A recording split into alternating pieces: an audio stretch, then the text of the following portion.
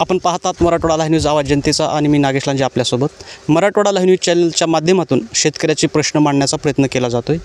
परवा संध्याकाळी अतिवृष्टी झाली जी की ढगफुटी सदृश्य पाऊस होते आणि शेतकऱ्याच्या अनेक पिकांचं नुकसान होत आहे।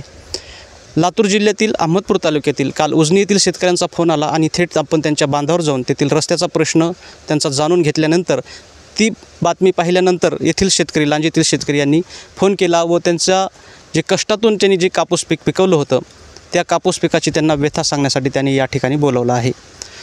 जी की अहमदपूर तालुक्यातील हाडोळती येथील पवार कुटुंबीय यांनी खांद्यावरती जो घेऊन वडला होता त्या अगोदर सर्वप्रथमच हा जो तरुण शेतकरी आपल्या लहान लेकरांना व पत्नीला घेऊन त्यांनी याच रानामध्ये कापूस लावण्यासाठी स्वतःच्या खांद्यावर जो घेऊन वडला होता आणि अल्पभूधारक शेतकरी असल्यामुळे त्यांच्याकडे सुविधा नाहीत आणि त्याच कष्टातून आज कापूस पिकवला। एक वेचणी झाली ज्या ठिकाणी याच कापसाच्या माध्यमातून 7-8 क्विंटल कुठं कापूस व्हायचा, आत्तापर्यंत घरामध्ये एखादी क्विंटल तुम्ही कापूस घरी गेलाय म्हणताय तुम्ही। हे जे सोनं जे पांढरं सोनं आपण मानलं जातो शेतकऱ्यासाठी आणि हे कष्टातून पिकवलं, आज कालच्या पावसानं अतिवृष्टीमुळे भिजलं गेले, काय भावना आहे तुमच्या?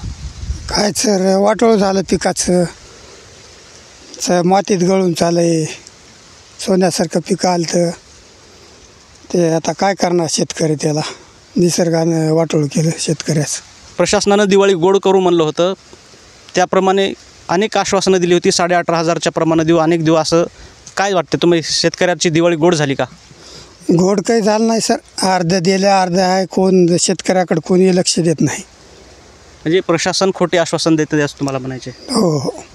याचबरोबर सोयाबीनचं तर एकतरी नुकसान झालंच, त्यानंतर कापूस पीक देखील हातात आलं असताना या ठिकाणी कापसाचं मोठ्या प्रमाणात नुकसान झालं आहे। यासोबतच शेतकरी आपल्यासोबत आहेत, काय वाटते तुमच्या भावना आता शेतकऱ्याच्या अनावर होत आहेत?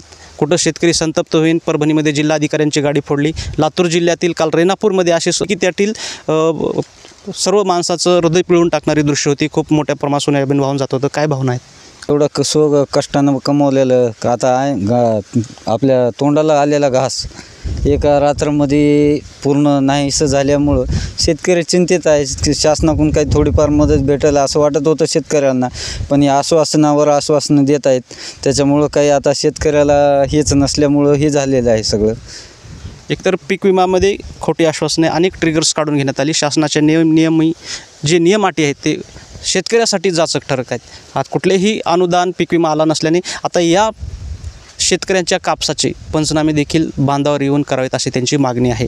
ज्याप्रमाणे इतर पिकांना तुम्ही अनुदान देता त्याचप्रमाणे या कापसाचं मोठ्या प्रमाणात नुकसान झाल्यामुळं जी की ज्या ठिकाणी 7-8 क्विंटल होणार आहे तिथे आता 1 ते 2 क्विंटल हाती शेतकऱ्याच्या कापूस लागतोय। या कापसाला देखील वाढीव अनुदान द्यावं, त्याचे पंचनामे करावेत अशी शेतकऱ्यांची इच्छा आहे। पाहत राहा मराठवाडा लाईव्ह न्यूज आवाज जनतेचा, मी नागेश लांजे, अहमदपूर।